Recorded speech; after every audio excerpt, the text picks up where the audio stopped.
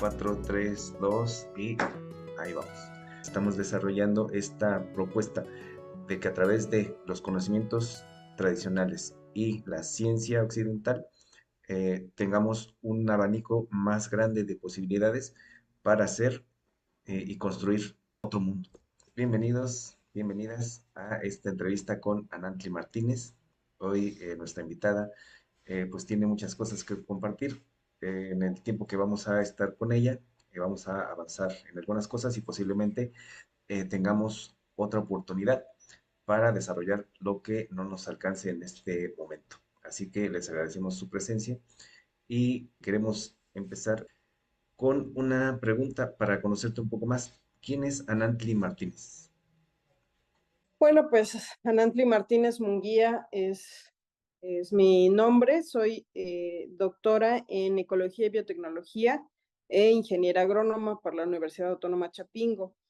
Entonces, pues hice esta carrera o este enfoque porque tengo una fusión, soy portadora en mí de una fusión de saberes ancestrales y de saberes científicos.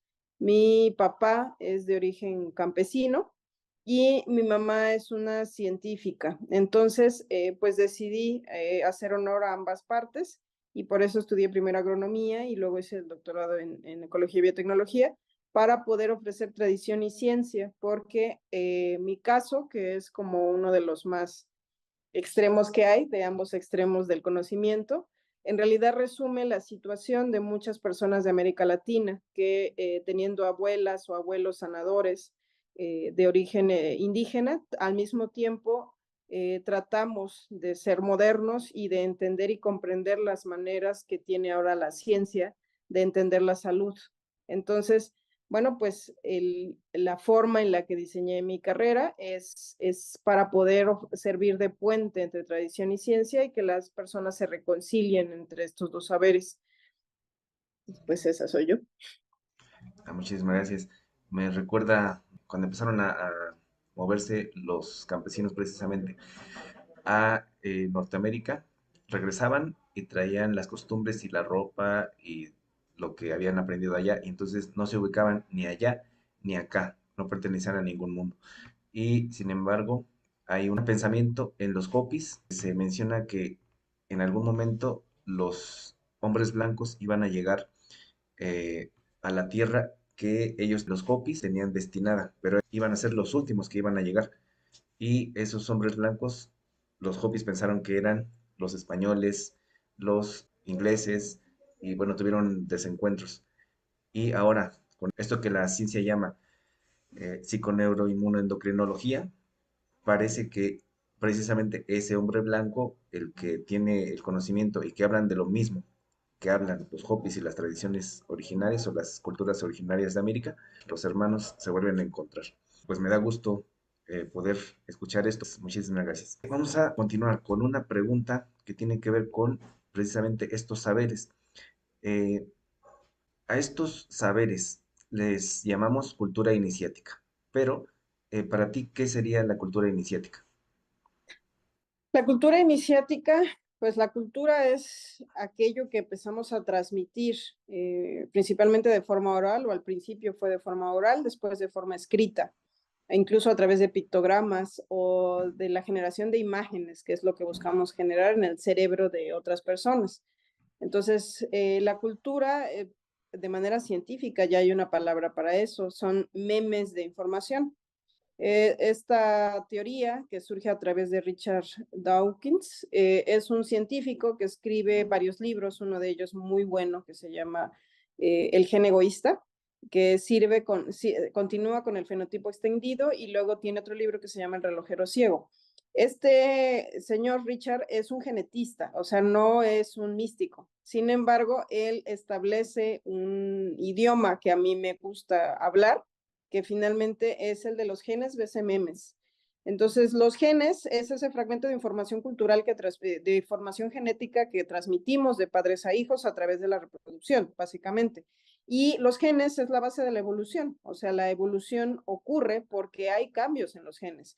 Aparentemente aleatorios, ahora se sabe que de aleatorios no tienen nada, en realidad están guiados por una inteligencia energética, espiritual, como quieran llamarle, incluso irracional, instintiva, que se llaman memes, y los memes son fragmentos de información cultural. Entonces, para mí la cultura iniciática es el conocimiento que puede haber encima de la genética y la epigenética y por lo tanto la memética o la transmisión de ideas, donde tratamos de ser conscientes de lo que estamos transmitiendo, dejando de ser fichitas que mueve la evolución, haciendo experimentos, viendo qué funciona más que otra cosa, y empezando a tomar conciencia sobre lo que queremos transmitir a través de nuestros aparatos de expresión y también sobre lo que queremos absorber. Y entonces, para mí la iniciación es ese despertar hacia esta información que estamos sirviendo como transmisores, o sea, por el simple hecho de estar vivos, a menos que uno se tapara la boca, los ojos y los oídos todo el tiempo, y no muriera de hambre de alguna manera milagrosa, es la única forma en la que no vamos a estar transmitiendo información. Entonces, si de todas formas la estamos transmitiendo, pues la cultura iniciática es tratar lo que sea de la forma más consciente posible y que realmente estemos haciendo un experimento consciente de que lo que estamos haciendo va a dejar una huella sobre el mundo. Hay dos puntos que ahora me gustaría resaltar. Eh, Tal vez esa forma milagrosa podría ser la práctica del Sun Gazing. Bueno, eso lo vamos a dejar un momento, a no ser que tengas una opinión. Pero el otro tema es el punto del gen egoísta. No he leído el libro, pero me suena a esta idea relacionada con la teoría de la evolución de Darwin. Y precisamente las culturas originarias tienen otra cosmovisión que sería lo colectivo, lo comunitario. Entonces, ¿cómo reconocer una cultura iniciática? Eso es justo de lo que trata este autor Richard. Justo pongo a la gente que pueda a leer esos libros, porque son horribles y eso me gusta. O sea, me gusta generar emociones negativas en la gente. Y él mismo lo dice, que ha recibido muchos escritos de gente que dice que cayó en depresión, porque sí, es gente que más o menos le intelige a un poco a la biología y a la matemática. No es fácil de leer, pero tampoco es difícil, o sea, es tomar notas y poner atención. Y para mucha gente este libro destruye la idea de Dios, y eso es muy bueno. Y no porque de hecho yo sí creo en Dios, eso es lo interesante. ¿Y por qué los pongo a leer eso? Porque destruye la idea romántica que tenemos de Dios. Entonces, a ver, para mí destruir estas ideas románticas de que hay un ser superior que nos está cuidando, y no es cierto. O sea, sí hay una esperanza, obviamente, y él mismo lo dice. Claro, estoy diciendo que el gen es egoísta porque solamente está buscando su supervivencia per se. O sea, si tú no pones conciencia, si no hay una cultura iniciática, lo único que vas a estar haciendo es replicar patrones egoístas. Es lo único, esa es la única posibilidad que tienes. ¿Puedes vivir así? Sí. ¿Puedes permanecer sobre la existencia así? También. ¿Puedes impulsar la evolución? También. En una de esas tienes una copia de genes que son valiosos para algo y no sé, de hecho él lo llama así, el gen de el mentiroso, el gen, o sea, pone todos esos ejemplos donde en ciertos escenarios particulares la persona más mentirosa y la persona más mísera es la que va a tener éxito. Pero cambia el escenario y si no había ningunas copias en toda su clan de algo que fuera más altruista, entonces se va a destruir. Y entonces incluso el altruismo tiene una función de que en algún tipo de escenario particular tengas posibilidades de sobrevivir. Entonces, para esto, para muchas personas más bien, el poner las cosas tan cruentas como son en estadística y con demostración en varias especies que han tenido éxito por ser bien mala onda y aventar los huevos de otros al vacío, y otros que son bien exitosos porque permiten obviamente que haya homosexualidad, que haya diversidad sexual y muchas especies, de hecho. Entonces, destruye todas sus nociones románticas que tenga sobre la vida y eso es muy bueno. O sea, a mí me maravilla eso, porque al final él dice, si hay alguna posibilidad de mayor sobrevivencia y de bienestar, no es a través de la genética, no es a través de la evolución, es la voluntad de las personas lo que hace que la vida pueda ser un mejor lugar. Y por eso es que me gusta, que quede totalmente anulada y destruida cualquier idea romántica sobre Dios per se, para que entendamos que para mí, por lo menos, la creación de la especie humana y su posible supervivencia, que todavía no es segura sobre la faz de la Tierra en algún tiempo, es a través de la conciencia y de la generación de redes de colaboración finalmente desarrolladas en un ejercicio de voluntad. Para mí eso es Dios. Es cuando el conjunto de personas logran estar unidas por algo más que solo sobrevivencia. Voy a echar un poco de confeti en el sentido de que pues el confeti son puras papelitos sueltos, pero si agarramos uno y le hacemos un tratamiento que puede ser doblarlo 11 veces, igual y podemos llegar a la luna. Entonces, ahorita me sonó el aspecto de el superhombre de Nietzsche.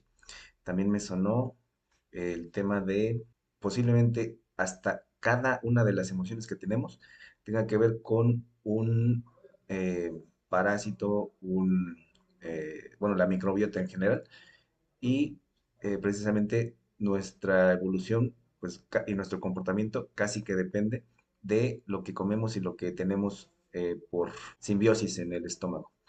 Sí, finalmente somos comunidades que somos el resultado de las interacciones de otras comunidades y formamos hacia arriba parte de otras comunidades.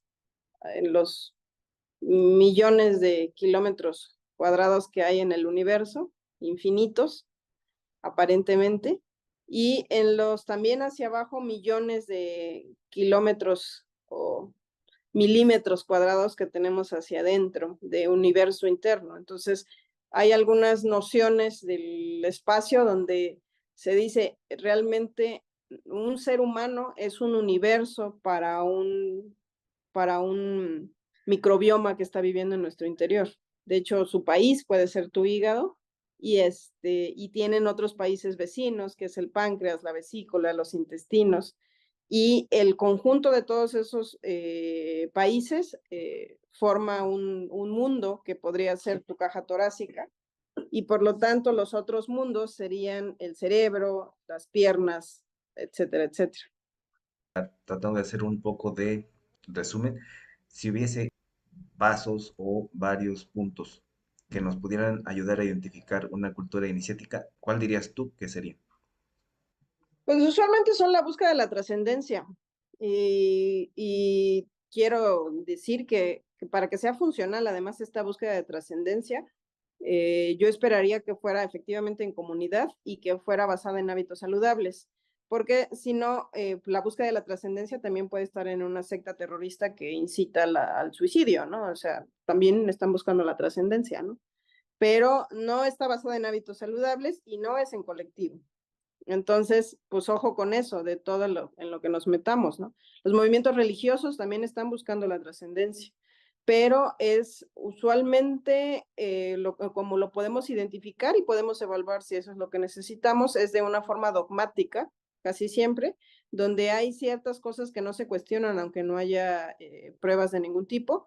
Y también suele haber prácticas coercitivas para hacer que toda la manada vaya en una sola dirección. Entonces, eso es lo que puede diferenciar a un movimiento sectario de un movimiento iniciático, aunque es posible que un movimiento iniciático en algún momento tome cálices religiosos de vez en cuando el conjunto o la mayoría o la egrega de personas caen como en bucles del pensamiento de lo que ya tenían aprendido de sus conocimientos previos y se les hace más fácil tener obligar al resto a que tengan una sola forma de pensar. Entonces, el hecho de estar en un grupo que se considere que es de cultura iniciática tampoco es garantía. Y a mí eso me gusta, o sea, dejarlo bien claro, que un movimiento al que pertenezcamos en cualquier momento se puede volver una secta. Y por lo menos para mí, y puedo decidir alejarme, retirarme, volverme a unir, porque entonces nunca deposito el 100% de mi vida en manos de cualquier otra persona o grupo. Y eso es muy, muy importante, sobre todo en tiempos modernos, donde se ha empezado a visibilizar, no quiere decir que antes no existiera, pero ahora es visible que es muy común en todos los grupos que pueda haber violencia sexual, pedofilia y un montón de cosas que antes estaban normalizados. O sea, hace un tiempo una paciente me dijo, bueno, pero es que yo no sé por qué mi hija hace tanto rollo porque la violó un tío, si a todas nos ha pasado lo mismo. Pues sí, pero su hija vive en tiempos modernos y usted no. Entonces usted lo normalizó y su hija tiene todo el derecho a pasar todo su duelo como se le dé la gana, incluyendo mandar a la goma a la familia un rato. Entonces, años, vidas, lo que sea, ¿no?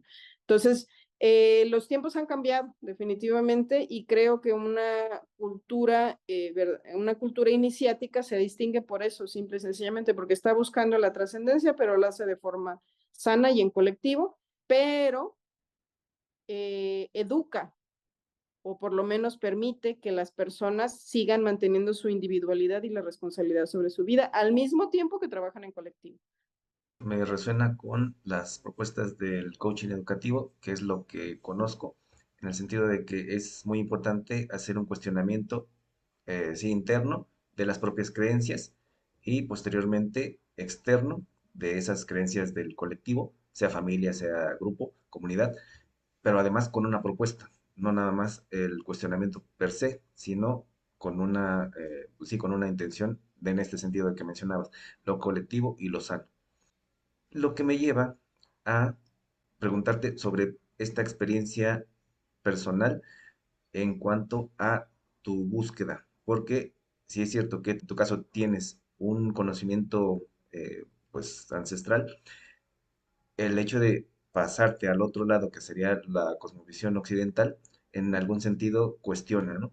Y además, con los conocimientos que tienes, cuestionar también el estatus de la ciencia, pues es como dos frentes. Entonces, estas naciones originarias en este continente, Anáhuac, tiene un fundamento, podríamos decir, una cosmovisión propia y entonces la pregunta que me surge es, ¿cuáles son para ti las coincidencias y los contrastes más importantes entre la tradición de Anáhuac y otras tradiciones?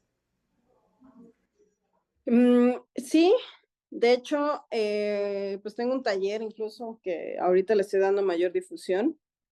De hecho, te cuento, es muy interesante eso que estás planteando porque por decisión propia, porque puedo y porque me da la cabeza, decidí hacer una conjugación de ambos saberes. De adolescente tuve también yo conflictos existenciales porque aunque fue criada de forma occidental por una madre que nos incitó a la lectura y a los buenos hábitos, fundamentados y razonados, o sea, mi madre siempre nos dio razones para todo, lo que preguntamos, y entonces la mayoría a diferencia de otros nazarenos que crecieron y que fueron impuestos, no convencidos en el proceso, mi hermano y yo, a pesar de que somos muy distintos, él es ingeniero industrial y yo soy agrónoma y biotecnóloga, o sea, no tenemos nada que ver desde niños. Sin embargo, ambos permanecemos en el llama y las disciplinas. ¿Y eso por qué fue? Porque el método científico y racional sí funciona, por supuesto. Y los niños son los seres más racionales del mundo. Entonces, mi madre nos pedía razones para todo lo que quisiéramos hacer desde que tengo uso de razón. Y yo recuerdo a mi hermano dándole razones por las cuales debía experimentar tal o cual cosa y siendo convencido o no con razones también sobre esas cosas. Entonces, eso hizo que para nosotros el estilo de vida saludable fuera lo más racional, simple y sencillamente. El cuidarse a sí mismo fuera lo más rentable a largo plazo. Y creo que muchas personas que han sido impuestas en el proceso sin el uso de la razón, pues luego simple y sencillamente deciden experimentar cualquier otra cosa que no es rentable ni siquiera. O sea, estar enfermo en el hospital con dolor no es rentable ni a nivel emocional ni de ningún tipo, pero si no te hicieron de niño razonar eso, realmente simple y sencillamente vives como un parásito o como cualquier otra entidad que no está usando su cerebro, ¿no? Entonces, eso fue la forma en la que crecí, pero al crecer, obviamente yo tenía una fuerte conexión emocional y energética con mi padre y todo este mundo anímico, donde crecí también por curiosidad de mi madre en Oaxaca, en la Sierra Triqui, viendo a sanadores, viendo niños que se dan a luz en partos en Temazcal, en partos colectivos, donde lo que hacen en la Sierra Triqui, o hacían en ese tiempo, había unos temazcales de parto especiales que tienen el hoyo en medio para que la criatura no se vaya al hoyo, obviamente, sino está hacia una de las paredes, y entonces cuando van a hacer un niño, le hablan a todos los chamacos chaparrastrosos que están en la colonia, los encueran y los meten para que nosotros cantemos y recibamos con alegría al nuevo miembro. Y eso es muy interesante, ¿no? Porque las visiones de lo privado, de la sexualidad como algo secreto, no existen en el mundo indígena en realidad, o no existían, porque ese mundo está desapareciendo. Que bueno, eso es otro tema muy político al respecto, ¿no? Pero entonces, realmente también crecí viendo sanadoras, hueseras, chupadores, que sacan líquidos del cuerpo sin hacer incisiones, etcétera. Y a mí me pareció también totalmente lógico eso. O sea, las explicaciones de los chamanes de que finalmente por el cuerpo hay ríos y hay pozos, y que cuando aplicamos presión sobre ciertas regiones del cuerpo, estos pozos se abren y uno puede sacar lo que hay en el interior, como niño, te parece lógico.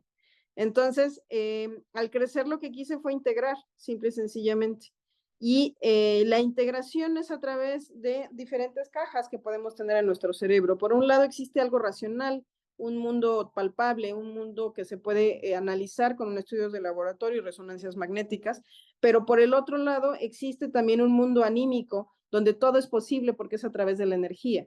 Y esto no lo estudia la ciencia convencional con sus métodos cuadrados, lo estudia la etnobotánica. Hay una ciencia que se dedica a estudiar de forma antropológica estos saberes de transmisión oral que no siguen las leyes del mundo racional porque no son racionales, son energéticos y por lo tanto sí son replicables, pero solo por las personas que tienen esa conexión. Si alguien con su cerebro cuadrado y todo lleno de cuadritos y de puntitos pretende abrir un pozo de algún recipiente linfático con su boca, pues no va a lograrlo. ¿Por qué? Porque no entiende de energía, porque no la ha vivido. Eso solamente es para quien por transmisión oral fue transmitiendo estas cosas, ¿no? Entonces, ¿pueden coexistir los dos mundos? Claro que sí, o sea, son totalmente plausibles, pero con el conocimiento y la apertura mental y emocional adecuada, y obviamente estando reconciliado. Y uno puede decidir, como cambia de carril en una carretera, decidir cambiar también de dirección. Y no quiere decir que la otra región del cerebro no exista. Solamente hay que organizarse, ¿no? Entonces, a mí me sirvió de un excelente ejercicio hacer artículos científicos en el doctorado para poder saber cuando un argumento está bien fundamentado y tiene una secuencia lógica. Y luego, cuando nos pasamos a la medicina tradicional indígena, aplicar esa secuencia lógica, pero en el mundo de lo irracional. Entonces, eso es muy, muy interesante, y por eso estaba hablando de este curso de herbolaria y limpias, donde el mundo indígena, este mundo anímico que está en constante cambio y movimiento y que es una conexión directa entre la parte emocional y la parte espiritual, tiene una correspondencia con los chakras, que es algo que para el mundo occidental moderno, que ya hemos absorbido muchas cosas de Oriente, es más fácil de entender. Estos chakras se llaman cuecuellos en el mundo indígena. Y a diferencia de los chakras que como han sido interpretados por el cerebro gringo, finalmente a nosotros nos vino el conocimiento de los chakras desde Gringolandia, porque pudieron traducir del sánscrito al inglés, y del inglés fue traducido al español, no hubo traducción directa. Entonces, en ellos, los chakras tienen una función como del individuo que va desarrollándose, desde la infancia hasta los planos superiores que pueden ser o no utilizados. Y los cuecuellos, la diferencia que tienen es que hablan precisamente del proceso de comunidad. El tercer chakra, que en el mundo del yoga es visto como el chakra del ego, donde se concretan cosas o se pueden realizar cosas y se hace el individuo el yo, para el mundo chamánico del Anáhuac es la patria, o sea, la comunidad. Claro, eso también es ego, o sea, la patria me va a permitir sobrevivir. Si el conjunto, el calpulli, el núcleo de personas que se está reuniendo tiene un mismo propósito, que puede ser la guerra, o puede ser la paz, o puede ser construir una nueva parcela, una nueva casa en Tequio, esa comunidad es la que permite sobrevivir, y es ego eso también, finalmente. Pero son dos visiones totalmente distintas. Sin embargo, cuando uno lo analiza, en realidad es lo mismo, solo adecuado a objetivos de vida diferentes. Es muy, muy interesante porque mencionaste, por ejemplo, cuando los niños están cantando adentro y me recordó una cultura en África que precisamente cuando va a nacer el niño, la mamá hace un canto y se lo cantan cuando nace y cada vez que se desvía de su ser, se la vuelven a cantar. Entonces lo traen, lo traen y lo traen. Y el tema de las parteras, aquí en México lo están fragmentando, lo están eliminando de la cultura. Y pues cómo es que estas cosmovisiones tienen un estatuto o tienen una estructura que se realimenta. Y aunque esté en un ambiente de la cultura mayoritaria o de esta cultura dominante, de todos modos mantiene sus formas y costumbres o su propia cosmovisión. Entonces, que haya personas como tú que están uniéndolas, pues se me hace muy, muy interesante y que además podamos acceder a estos saberes y a estas formaciones. Digo, se pierden algunas ideas, pero va a estar la grabación, va a estar también los links a estas invitaciones en la descripción del video. Me gustaría también abordar cuando tú empezaste a descubrir otras cosmovisiones, no solo la de Anáhuac, ¿cuáles fueron estos otros encuentros? Ok, pues yo decidí hacer un viaje por Sudamérica, pues nada más porque sí, porque igual porque quiero y porque puedo. Y mi idea era justo visitar mercados, ese fue el objetivo inicial, superficial, porque cada que encontraba gente de Sudamérica, muchos me decían, pero es que esa planta no existe acá, pero es que aquí, ¿dónde lo consigo? Que es lo mismo que dicen en México, ¿no? O sea, todo mundo, según no existe la herbolaria, ¿no? En México, por Dios. Este, entonces, pero en México, pues casi les puedo dar la dirección de un montón de herbolarios, ¿no? Porque pues es mi país y no me van a chamaquear, o sea, hay, o sea, en Estados Unidos, incluso en la tienda de chinos pueden encontrar herbolaria, ¿no? Por ejemplo.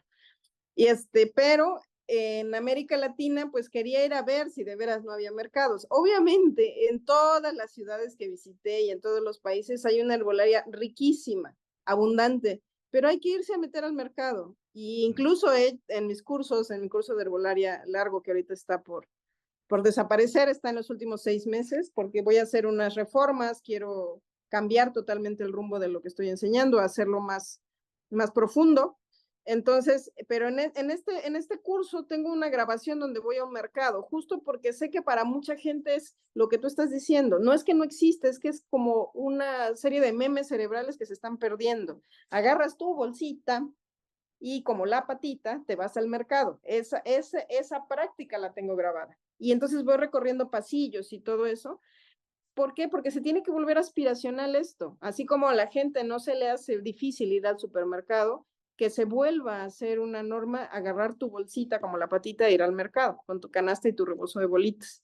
Esa es la idea, o sea, que volvamos a conectar con la idea de que la medicina tradicional mexicana es igual de válida que cualquier otra, o que la medicina tradicional boliviana, la chilena, la brasileña que es súper abundante, ¿no? Entonces, ese fue el reto, ver si uno llega a un país que hace, ¿no? Y entonces, pues ahora les doy algunas listas de herbolaria de diferentes partes del mundo para que vean que siempre hay un equivalente, ¿no? Y con el tiempo yo me doy cuenta que la gente sí dice, pues es que al final es ir al mercado y preguntar. Le digo, exacto, preguntar, pero si no te suena lógico porque ya tienes bases, puedes encontrar otra respuesta. Pero sí tiene que haber esa fundamentación al final.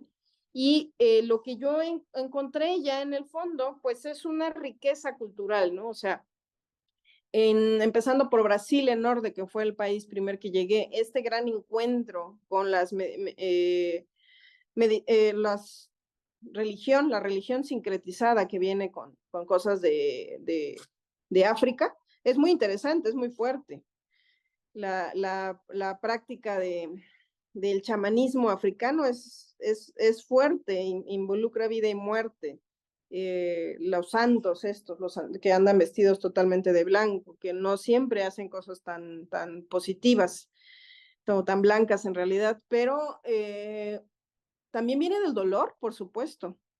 ¿Se imaginan ser arrancados de tu continente sin saber hablar el idioma, morir un montón dentro de un barco y luego llegar a otro continente si sobreviviste todo flaco y ojeroso, a ser esclavizado por generaciones?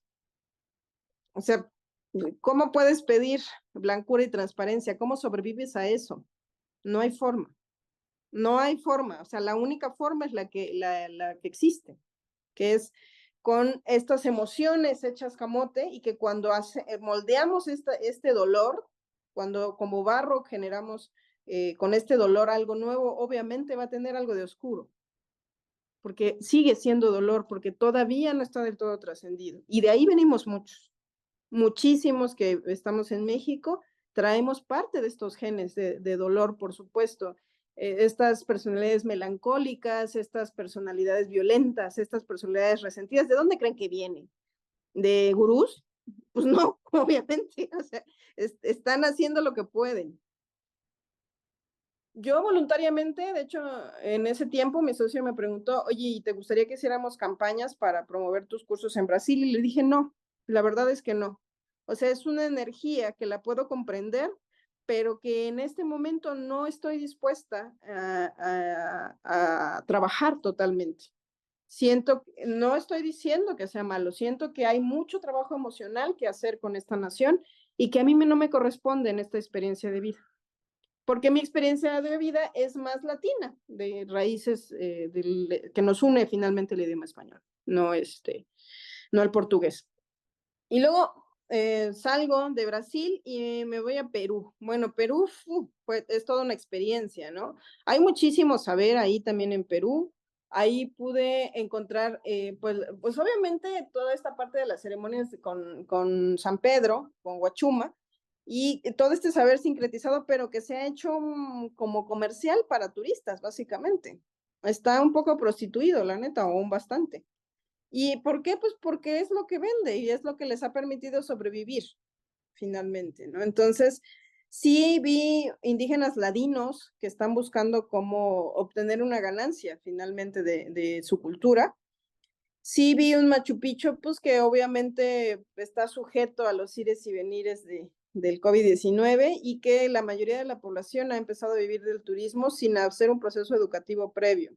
Entonces, aunque hay mucha riqueza y mucha diversidad, también es cierto que Perú, al igual que varias ciudades mexicanas, incluyendo Tulum, me parece, muchas ciudades de Cancún, sobre todo en este tipo de sitios, en el mismo Palenque, pues también han sufrido el mismo proceso y eso envilece a la gente. Por razones distintas a Brasil, si se dan cuenta, aunque Brasil también tiene turismo, hay mucho dolor en el fondo, mucho resentimiento y mucha falta de integración social. En Perú este problema no es tan marcado, pero sí la parte de la búsqueda de beneficios económicos sin culturizarse primero. ¿Por qué? Porque si yo llego, esto pasó también en la Sierra Triqui con el Instituto Nacional Indigenista cuando yo nací en 1980. El Instituto Nacional Indigenista trae zapatos a la comunidad. ¿Y qué hace con eso? Le regalará un par, dos pares, pero después crean una necesidad que no tenían. Y entonces tienes al indígena batallando y volviéndose casi narcotraficante, volviéndose narcotraficante para poder tener zapatos Nike. Cuando hace una generación no había zapatos. Y entonces es exactamente lo mismo que pasa en Perú con otras cosas. Tú le transmites el deseo de que tenga algo occidental y luego te quejas de que te estafa. Entonces es muy interesante lo que hace la mano cochina occidental en todo este proceso. Es el dinero lo que está haciendo sin cultura, sin educación. Ya no digamos cultura iniciática, cultura normalita, no la existe o está muy tergiversada. Luego bajo Bolivia y en Bolivia la verdad es que me reencontré con la vida, el amor y muchas otras cosas, al amor a la vida finalmente, porque Bolivia ha sufrido un proceso político muy interesante con el famoso Evo Morales, que a mí me cae re bien el tipo, no es perfecto, por supuesto, pero ha buscado dignificar de nuevo la cultura mayoritaria de su país, que es indígena. Entonces, vi unas cholitas bien plantadas con unas caras de dignidad y de orgullo, que yo también he visto en algunos mercados mexicanos, que la verdad es que me encanta, porque ya quisiera cualquier occidental la mitad de esa autoestima. Entonces, están totalmente enraizados y llenos de su cultura. Me fui a meter a comunidades indígenas, tienen sus problemas como todos, pero lo resuelven y se rigen por usos y costumbres. Entonces, ahí hay, en este lugar sí que vi culturas iniciáticas, sí que vi este mundo indígena empoderado buscando cómo sobrevivir y cómo integrar algunas cosas del mundo occidental sin perder su esencia. Y sí vi estas discusiones de por qué voy a hacer lo que el mundo blanco pide. Claro, eso implica que no hay ni pizca de señal de internet, es un relajo en la sierra comunicarse. Si bien te va, te paras en la punta de un árbol y a lo mejor tienes señal de teléfono, pero de internet ni soñando, ¿no? Pero pues, ¿qué importa finalmente? Porque ellos están, no, sus marcas de bienestar no es si llega a la 5G. ¿Y por qué? ¿Por qué creemos que una ciudad avanzada es la que tiene 5G? O sea, sus marcas de bienestar es si ese año pudieron hacer el ceremonial de Día de Muertos en todo su esplendor, si ese año hay suficientes chuños en las bodegas, que son una papa fermentada de forma tradicional, que se dice que es comida eterna, porque si hay suficientes chuños, quiere decir que podemos pasar hasta 2, 3 años en sequía y no nos va a pasar nada, no vamos a pasar hambre. O sea, sí es una marca de bienestar, por supuesto. Eso quiere decir que ese año hicimos las cosas bien, que estamos preparados para un clima que cada vez es más impredecible. A mí me pareció lógico.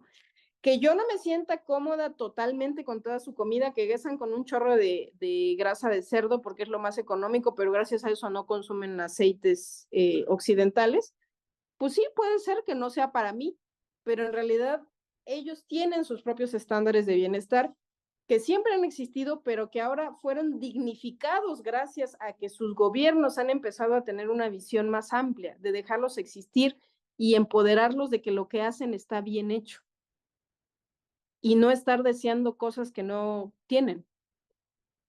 Y bueno, luego bajo a Chile, bajo con la comunidad Hare Krishna y bueno, pues es otra turbulencia, ¿no? Otra turbulencia, porque a mí casi no me gustan esas cosas, ¿no?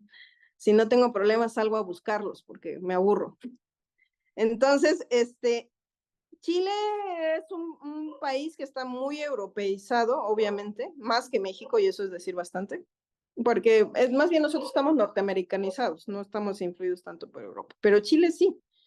Entonces, Chile tiene todo lo que hay en México, o sea, de tecnología, sí hay 5G para quien se preocupe y todo eso, pero el problema que tiene, pues como todas las sociedades occidentales, es que perdió hace mucho tiempo su identidad y su conexión, por ejemplo, con el pueblo mapuche y el pueblo coya, que son los pueblos originarios de allá, están casi extintos. Hay mucho resentimiento y mucho dolor de parte de esos pueblos. Con ellos fue muy interesante porque me permitieron participar en una ceremonia de levantamiento de machi, que es un ritual tradicional para conferirle de manera energética la confianza en la machi, que es la chamana o la líder del pueblo, y lo levantan literalmente de un colchón de una manera mágica. Es fenomenal esa ceremonia. Casi me muero porque es de no dormir toda la noche y estar bailando, y yo no soy tan nocturna, pero de todas formas lo volvería a hacer, la verdad. O sea, por supuesto que lo volvería a hacer. Y el hecho de que persistan estos rituales de transmisión iniciática y energética en el mundo moderno y que hubiera adolescentes ahí presenciándolo, donde para ellas también puede convertirse en aspiracional, convertirse en machi. No en modelo, no en astronauta siquiera, en machi, en líder de su comunidad. Y que tenga 12, 13 años, una adolescente diga, yo al crecer podría ser machi. Pues a mí me parece válido, me parece muy bueno y me parece auténtico. Y en este entorno, bueno, pues también conocí a la comunidad Hare Krishna con todas sus dinámicas internas. Esta pues sí es obviamente una religión. Tiene sus cosas buenas, sí buscan quienes se vuelven Hare Krishna, pues adolescentes y jóvenes muy locos, que la sociedad de consumo los devoró finalmente. Y entonces es muy común que haya exadictos, exconvictos, ex maridos, ex lo que sea, porque están buscando qué pasa si ahora me quito todo eso que me enajenaba y empiezo a buscarme realmente. Desde mi perspectiva, es positivo en general lo que hace la comunidad Hare Krishna, pero también muchas veces lo hace desde esta transmisión de dogmas que no necesariamente son para todos y que no necesariamente son buenos ni son garantía de nada. Entonces, pues también han enfrentado obviamente serios problemas como muchas sectas y religiones de abusos de poder de parte de sus líderes, porque no hay una educación tampoco para el manejo de personas y una educación individual en que los límites los tiene cada quien. Entonces, pues realmente sí es interesante todas estas cosas que encontré, por supuesto. Creo que los movimientos iniciáticos existen en todo el mundo donde haya seres humanos y donde hay más cultura van a estar más presentes que nunca y están ocurriendo y cambiando. Lo único que es cierto es que existen con más pureza y con menos dolor en los sitios donde sus gobiernos les dan espacio. Pero de todas formas van a existir y se van a transformar en algo violento y oscuro, por supuesto, pero ahí van a estar. No los podemos exterminar porque es una necesidad humana al final. Me recordaste de un profe, un maestro que nos mencionó que cuando él era niño, se me El fue, INE. Instituto Nacional Indigenista, mandaba profesores a un pueblo, pero estos profesores no hablaban el idioma de los niños, hablaban otro idioma y por lo tanto ambos tenían que hablar español a fuerza. Entonces, ese era un estilo, digamos, de la cultura dominante, de cómo ir rompiendo las redes sociales. Todos estos elementos que mencionas se refieren a este reencuentro en Anáhuac, en el continente. Y tu visita al otro lado, ¿qué tal? No, eso fue peor. Las cosas empeoran, ¿no? No, en realidad, pues es lo que es, ¿no? Este, Europa perdió en general su conexión con la parte espiritual desde mucho más tiempo. Son culturas más viejas también, por supuesto. Y lo que encontré en Europa es que hay gente que todavía es religiosa, que sacó alguna ventaja del franquismo y que sigue, por lo tanto, siendo católica ultra recalcitrante. Esos a mí ni me interesan. O sea, no esperen que les hable de eso porque para mí ni existen. O sea, no sé qué onda. Y eh, de alguna forma, alguna vez un religioso me dijo, o sea, porque alguna vez me bauticé, ¿eh? Estaba muy loca y en realidad quería con uno de los del grupo, pero bueno, este, yo estuve dispuesta a bautizarme para vivir la experiencia. Y lo que les puedo decir es que es cierto, la religión, como me dijo ese padre franciscano, es como una vela en un cuarto oscuro. Y cuando tú aprendes a meditar y a hacer yoga o a hacer cualquier práctica iniciática que se te dé la gana, es como si prendieras la luz y entonces ves lo que hay en el cuarto. Pero mucha gente se deslumbra con la luz, por esto que les dije del gen egoísta, no queremos vernos desnudos en toda nuestra vileza. Hay mucha gente que le espanta. He tenido amigas que me dicen, es que yo creo que sí, el ser humano es bueno por sí mismo y en algún lugar voy a encontrar un grupo de seres humanos perfectos. No, pues suerte con eso, ¿no? O sea, me gustaría que me dijera cuando los encuentre. Dudo que así sea, pero porque mucha gente nos espanta ver nuestra verdadera naturaleza y decir, bueno, a pesar de que esa es la tendencia, bueno, entonces, ¿qué más propositivo puedo hacer? Y cuando encuentro un grupo de seres humanos no perfectos, pero sí propositivos, ¿puedo lograr algo? Claro que sí. Pero desde mi propia propuesta, no esperando a que mágicamente lleguen en una alfombra mágica, eso no va a pasar nunca. Entonces, como les estaba diciendo, la cuestión de Europa está perdida en ese sentido.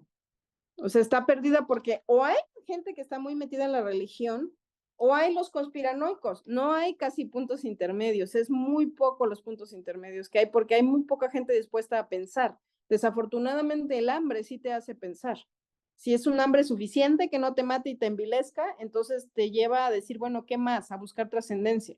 Pero cuando la cuestión económica está totalmente resuelta, a la gente le da por pensar con flojera y pensar cosas muy tontas. Entonces hay un montón de gente conspiranoica en Europa que cree que los reptilianos existen, que hay un grupo de reptiles que viven bajo la costra terrestre que gobiernan el mundo y salen todos estos memes que a mí la verdad me da mucha risa, que en paz descanse reina de Inglaterra trepando paredes porque en realidad es un reptil. Entonces, Pero pues todo esto es fantasía, ¿no? O sea, es un constructo que distrae nada más. Y dentro de todos estos movimientos, aquí en México también hay de esa gente, pero afortunadamente no tanta. El movimiento de terraplanistas que dicen que la Tierra en realidad sí es plana y que si llegáramos al borde nos vamos a caer, cosas de esas. Porque nunca han viajado en avión, la verdad, porque desde el avión se ve claramente la curvatura terrestre. Este, hay otro montón de gente que cree que el lobby gay está generando, hay una agenda gay que está buscando volver gays a todos, porque si todos fuéramos gays, entonces ya no nos reproducimos y entonces nos van a reproducir en máquinas y entonces nos van a cobrar por reproducirnos un rollo de esos, ¿no? Entonces, no me acuerdo, la verdad, la última parte la inventé, pero sí, lo del lobby gay es cierto, o sea, hay todo, ahí tengo amigos que consideran que todo esto de la diversidad sexual es un invento, que no es necesario profundizar tanto, que cada persona tiene una opción sexual individual y que nadie debería meterse en eso, lo cual es cierto, pero la realidad es que pues todo el movimiento feminista, toda la apertura a la diversidad sexual, pues obviamente sí ha sido con violencia y obviamente han pasado muchas cosas en el camino. Pero ¿cómo puedes sacar algo que ha estado en represión durante muchos años en una caja y que salga de la caja de forma armoniosa y pacífica? Eso no va a pasar. Obviamente va a haber mucha revuelta, va a haber muchos encontronazos, hay mucha confusión, hay mucha gente que piensa que la pederastia es parte de la diversidad sexual y no es así. El pederasta es un delincuente, igual que el político corrupto. Entonces, pues todas esas cosas son lo que encontré en Europa que tienen que ver poco con la espiritualidad desde mi punto de vista y más con el adoctrinamiento psicológico y la falta de profundidad debido a que tienen la situación económica resuelta de toda la vida. Y tercero, la desconexión con sus tradiciones originarias, o sea, son prácticamente inexistentes o están muy deformadas. Entonces, pues sí, yo no tengo demasiada esperanza en Europa, la verdad. No soy, era una curiosidad que tenía, sí tienen mejores estándares de vida, pero si no se la buscan, la verdad es que pues es el camino perfecto a la depresión y al suicidio, o sea, no tienen muchas respuestas. Ahí me acuerdas de una frase que tiene que ver con que cuando el dinero es suficiente, eh, ya te rascas el ombligo, pero a menos que ese dinero lo dediques a causas más grandes que tú, entonces podría haber otro mundo. Y bueno, de aquí nos pasamos a Oriente. ¿Qué encontraste? Bueno, de Oriente todavía me falta, estoy en proceso. Me sigue llamando la atención por obvias razones. Porque me falta ir a la India, me falta ir a Nepal, y sí lo planeo. Nada más que ahorita es la segunda vez que voy a Japón. Eso quiere decir que hay todavía cosas que tengo que encontrar. Y de ahí me voy a brincar a Bali, que se supone que es la meca del yoga en muchos lados. También la India, obviamente, pero de este yoga más, más fitness, ¿no? Entonces, pues quiero ir, la verdad, por curiosa y por chismosa. Y en Japón, hay, por eso me interesaba Japón, porque Japón es también un país contradictorio, igual que México en otros sentidos, ¿no? O sea, tiene una riqueza cultural increíble, tiene tradiciones que siguen perennes, como pues es la práctica del budo, que son todas las artes marciales profundas que hay en el mundo, provienen de Japón, finalmente. El judo, el aikido, que son recientes traducciones del jiu-jitsu, y porque también el jiu-jitsu, por supuesto, pero el budo finalmente es la práctica marcial en esta parte de los samuráis que está muy romantizada, pero que finalmente sí había una búsqueda energética dentro de esto. Y a su vez esto proviene de China, a través del Qigong y la práctica del Feng Shui y otras cosas, y están secretizados también, pero tienen una conexión muy interesante. O sea, yo no he encontrado otra práctica más profunda marcial más que las de origen japonés, en esa parte, por lo menos en Occidente. Y obviamente al ir hacia allá, pues encuentro todos estos templos, encuentro los lugares, los baños colectivos que hay, ahorita no me acuerdo cómo se llaman, pero estas termas donde hay agua caliente, etcétera, donde todo el mundo se baña como de una forma muy ritualizada definitivamente, con un respeto y un cuidado de los niños que ya se perdió aquí, o sea, los niños de 3, 4 años andan en las calles regresando solos en grupos hacia sus casas. Ajá, sí, claro, aquí manda a tu hijo solo a cualquier lado, ¿no? O sea, no, pues ya eso no puede ser, ¿no? Entonces sí hay espiritualidad, por supuesto, hay espiritualidad nombrada y hay prácticas espirituales no nombradas en la vida cotidiana. Este sentido de ritualizar los alimentos también.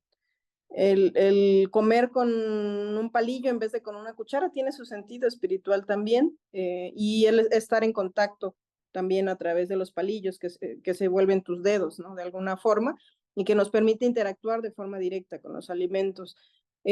Toda la ritualización que hay incluso de la sexualidad y que la hace mucho más compleja que la sexualidad latina, para mí incomprensible muchas veces, ¿no? Porque a lo mejor el latino somos más descarados y el japonés no, le choca la vulgaridad, ¿no? No le interesa lo vulgar y explícito, le gusta lo implícito, lo silencioso, lo secreto, que podría tener conexión con lo sacro, ojo, pero también conexión con lo perverso.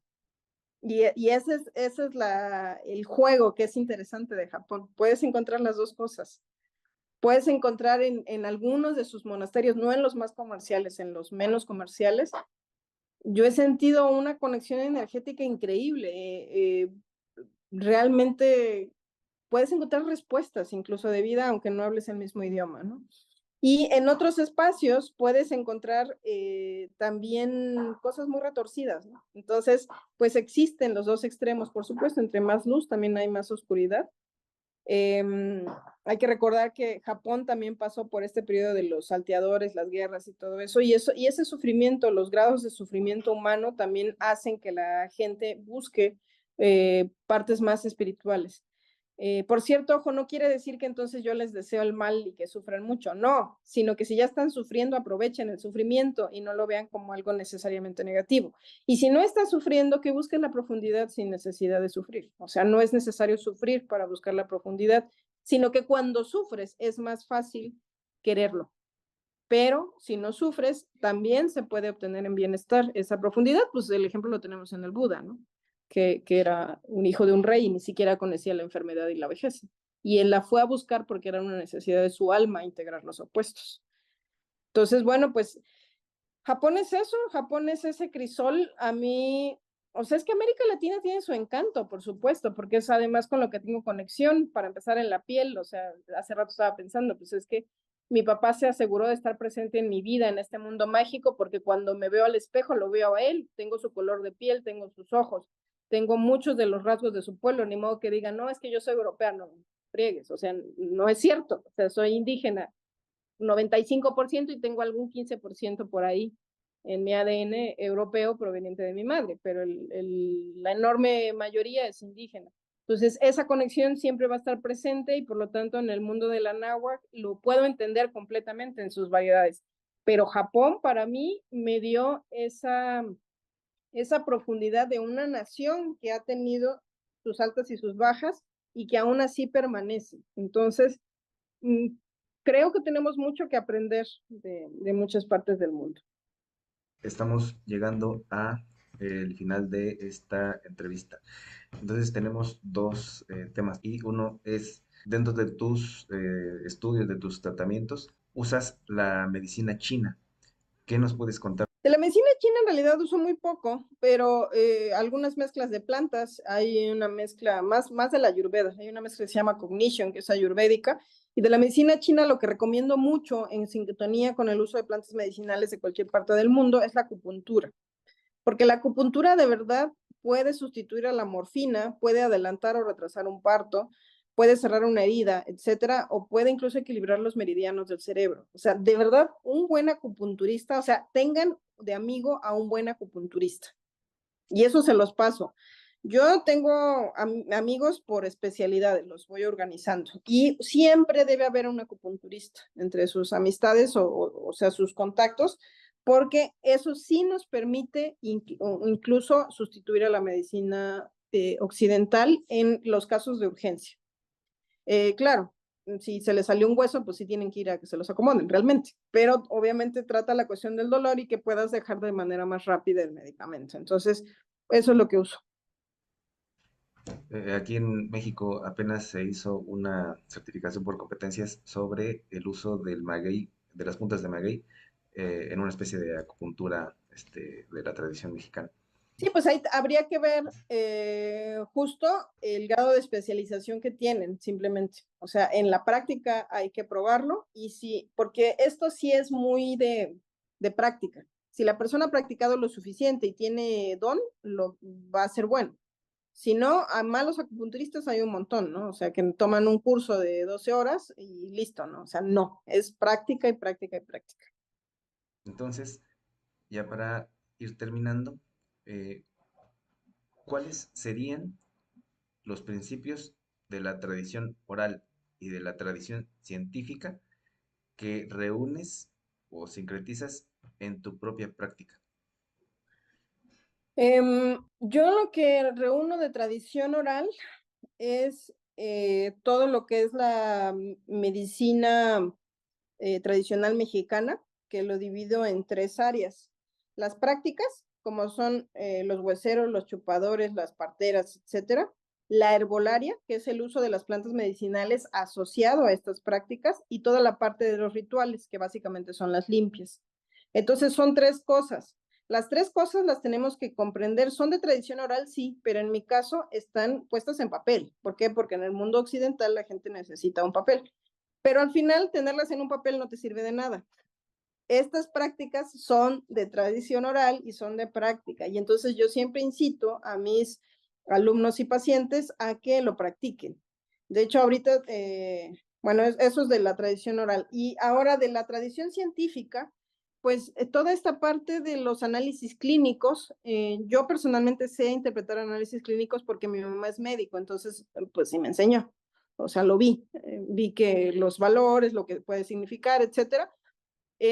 Casi no lo enseño eso en el diplomado de herbolaria que tengo ahorita, porque siento que les hace falta práctica, pero justamente en eso estoy. En poco tiempo seguramente lanzaré una licenciatura, una maestría en línea, donde ahí sí me voy a dedicar a cómo puedes analizar un estudio clínico e incluso traer médicos a que nos enseñen a analizarlo de manera súncita, no por eso superficial, pero sí resumida, para que una persona pueda interpretar un análisis clínico y mandarlo con su médico a confirmar y entonces seguir el tratamiento. Entonces, toda esta parte sí la integro, a mí se me hace súper valioso una resonancia magnética, pero si la gente no tiene recursos para acceder a ello, una limpia con huevo puede ser igual de precisa que una resonancia magnética. Se ve exactamente lo mismo.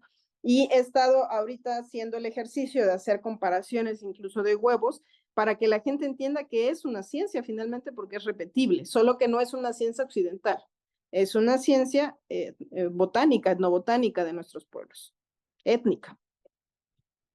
Pues qué interesante. Y para poder tener este conocimiento ya de viva voz, ¿cuál nos recomiendas? Pues les invito un montón de cosas. Sobre todo les voy a dejar un enlace aquí a uno de mis grupos que se llama Conociendo, que es un grupo donde metí un montón de gente, y ahí publico constantemente mis convocatorias porque ahorita tengo dos convocatorias activas. Una en un taller de herbolaria y limpias que va a ser en Ciudad de México el 13 y 14 de junio, julio, en 2 semanas por la colonia Roma. Este taller ya está a punto de llenarse porque no es un espacio muy grande, tengo 2 o 3 lugares nada más, así que, y este taller es buenísimo porque es la base de lo que estoy explicando, de la medicina tradicional mexicana. Después de ahí pueden surgir especializaciones, hay otro especial de solo interpretación de limpia con huevo, pero si no tienen la base para entender el sincretismo de la medicina tradicional mexicana, no vamos a ningún lado. Entonces, quien le interese, también este taller se queda grabado. En este caso vamos a tener buena grabación. Y bueno, pues nos serviría como de base. Y la segunda y más importante que tengo en puerta es un taller que también va a ser publicado ahí en este taller de Conociendo, que te voy a pasar la liga. Un taller de masaje. En este caso es masaje sueco. ¿Por qué? Porque en este momento estoy preparando personas que en el siguiente año quieran participar en la danza de la luna y les estoy pidiendo que se preparen de manera completa porque va a ser una danza de la luna típica donde no voy a aceptar a personas que no tengan preparación previa en medicina tradicional o natural. Entonces, esta va a estar interesante Entonces, este taller es impartido por una persona que está aquí junto, que se llama Laura Román, y ella de manera muy breve nos va a platicar por qué sería importante aprender masaje. Gracias, buenos días. Pues efectivamente, yo soy Laura Román, soy terapeuta desde hace muchos años, aproximadamente 30 y feria. Porque es importante el masaje, es porque es de los primeros contactos que tenemos los humanos. De hecho, los animales, todos sabemos que si un bebé nace sin contacto, es muy probable que pierda la vida en unos cuantos días. Así es de que poder hacer ese contacto de otra manera, con un poco más de sapiencia, con un poco más de conexión. Ha estado hablando Anantli acerca de la conexión, de las mil y un formas de podernos conectar con el universo, con nuestros semejantes, con la naturaleza. Pues esto también implica el masaje. No solamente aprender una técnica como tal, porque esa, pues podemos comprar un libro, el mejor o los libros más avanzados que haya sobre un determinado tipo de masaje y pretenderlo aplicar, sino porque también tenemos que entender toda una mecánica dentro de nosotros para poder poner una intención, para poder poner todos los sentidos, que estos se vayan abriendo también y que podamos ser mejores receptáculos de esa otra energía que estamos tocando a través de las manos, a través del masaje. El masaje sueco, digamos que es como el primer formador europeo, el masaje clásico europeo, tiene mucho que ver con este masaje sueco y que digamos que es como el papá de todos los demás. De ahí puedes derivar a todo lo que quieras, ¿no? Entonces, si tenemos buenas bases de este tipo de masaje, después puedes hacer incluso tu propia terapia como tu conexión te dé, ¿no? ¿Y en qué fecha es? Empezamos el 20 de julio, son un fin de semana, del 19 al 21 de julio, es un fin de semana, son 17 y media horas de trabajo, o sea, no es cualquier cosa. Y amenazo con que puede haber una segunda parte porque hay muchos otros recovecos y aditamentos que podemos hacer. Yo, aparte de ser masajista, soy kinesióloga y trabajo mucho dentro de un masaje, trabajo mucho con la kinesiología, que a su vez está también basada, una parte de la kinesiología, en la medicina tradicional china. Entonces, bueno, pues algo muy completo que puede servir muchísimo en casa y que nos puede abrir campos que no imaginábamos. Anoche estaba viendo un documental sobre Stanislav Grof y se hacía la referencia de que las matrices perinatales tienen una referencia a el viaje del héroe. El viaje del héroe puede ser, como se plantea, externo hacia afuera, pero empieza adentro y empieza en el contacto y en el cuerpo físico. Entonces me parece muy, muy interesante cómo desde diferentes perspectivas se pueda trabajar algo que pareciera que es normal, que es natural, que tenemos contacto, pero no, no es cierto. Si hay gente preparada que nos da ese conocimiento no masticado, pero sí estructurado, entonces creo que eso Exacto. le puede cambiar la vida a cualquiera. Sí, de hecho, no sé si sepan, pero hay culturas, por ejemplo, en África, hay pueblos originarios que el masaje es la forma en la que se puede tomar un lugar en ese clan. El abuelo casi casi escoge al niño que va a ser el bueno en su familia, ¿no?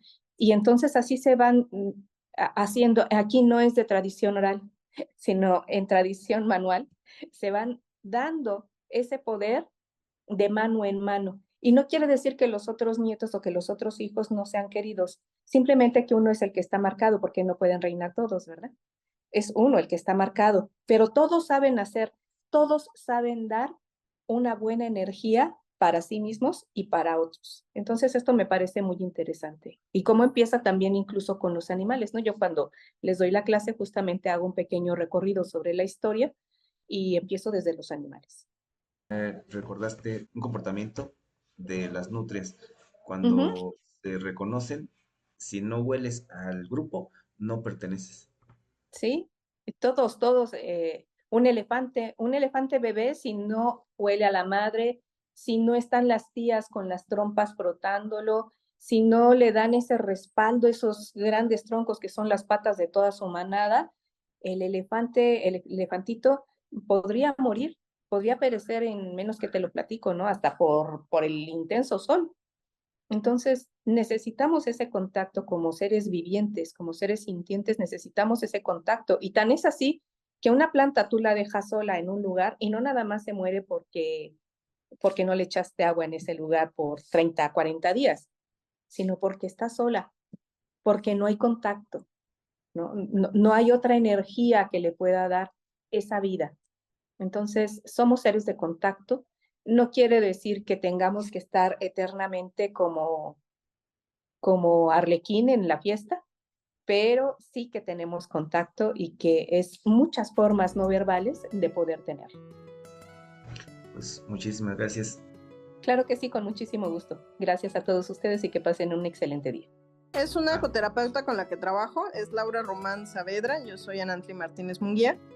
Y pues más bien coincidimos en el camino y actualmente en Cuautla estoy formando parte de un equipo multidisciplinario. Tengo amigas astrólogas, una que hace yoga de la risa, otra que es bien bruja, así de todo, ¿no? Y Laura también es bastante bruja, entonces, pero pues de eso se trata, ¿no? De lo que estoy buscando es ofrecerle una diversidad de un panorama o un menú completo a hombres y mujeres que están buscando su transformación, ¿no? Y en este caso, pues es a través de la práctica terapéutica, que puede ser de medicina tradicional mexicana, que tiene que tener bases de masaje, tiene que tener bases de yoga, tiene que tener un montón de bases para que el ser humano sea integral finalmente y tenga pues las mayores posibilidades de desarrollo. Ok, pues entonces para cerrar, me gustaría hacer la última pregunta, que es tal vez un poco más personal, en el sentido de que tú recuerdas una anécdota o un cuento escuchado, leído, que te haya llevado a hacer lo que estás haciendo ahora. Sí, sí, ya lo he contado, pero no me acuerdo si a ti. Yo desde niña me gustaban las plantitas y coleccionar bichos. Mi mamá yo creo que me llegó a odiar porque llegué a tener como 70 frascos con alcohol con bichos en casa, que me encontraba cajitas, los estetoscopios, las cajas vacías, yo las rellenaba de insectos. Entonces, siempre fui así, o sea, eso es instintivo, yo creo que es mi herencia genética de parte de mi abuela, que bisabuela, que después descubrí que ella fue herbolaria, entonces esas memorias genéticas quedan y aparecen en generaciones futuras. Pero al crecer, pues uno se vuelve complicado y necio, ¿no? Es parte del crecimiento. Y decía que no, me peleé con mi maestro de herbolaria, con Eric Estrada, y dije, no, ya no voy a ser herbolaria, ahora voy a ser científica y genetista, porque eso también siempre me ha llamado la atención. Entonces me puse manos a la obra. Pero estando en el doctorado, muere un niño que es hijo de uno de mis hermanos, que era su entenado, por así decirlo, muere ahogado en un drenaje y a mí no me dicen nada. Entonces yo me quedo con toda la angustia y como soy muy sensible, sueño a mi bisabuela y la bisabuela me ve yo estaba tratando de desviar el cauce de un río que venía del cerro y que estaba erosionando los cimientos de mi casa paterna. Entonces yo con una palita ahí estaba con toda la energía y mi bisabuela se ríe y perdón por lo que voy a decir, pero así me lo dijo. Me dijo, ay, dice, qué nieta tan pendeja. Dice, queriendo desviar, ¿por qué quieres desviar el cauce del agua? Deja que el agua siga su curso. Entonces yo despierto toda hiperventilada, agarro un camión y me voy a ver a mi casa, porque dije, no, esto es pura angustia, y descubro que la que había quedado viva era la hija de mi hermano, la hermana del niño muerto, y que entonces la mamá la estaba amamantando con leche materna con adrenalina y todos los tóxicos de un duelo. Esa niña se estaba muriendo. Y entonces ahí me resonó las palabras del sueño y entendí. Y dije, ¿realmente en tu necedad vas a dejar que tu misma sangre se muera? ¿O vas a hacer algo que solamente tú puedes hacer? Y entonces, pues le hice una limpia con huevo, le hice una rameada a la niña, la troné de empacho y le enseñé a la mamá a hacer leche de soya. Y esa niña vivió porque tuvo que dejar el pecho para pasar a la leche de soya porque su mamá era tan necia que no iba a ir a terapia psicológica.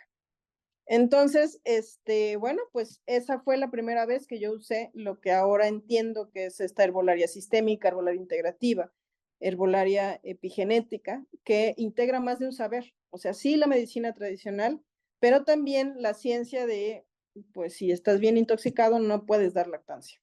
Entonces, hasta que te cures, ¿no? Entonces, pues sí, es una historia trágica, bella y al mismo tiempo irónica como es el mundo tradicional mexicano. Todos tenemos una historia. ¿Cuál es la tuya? Con esto cerramos esta entrevista a Anantli Martínez Munguía. Muchas gracias por este encuentro y nos vemos en la siguiente.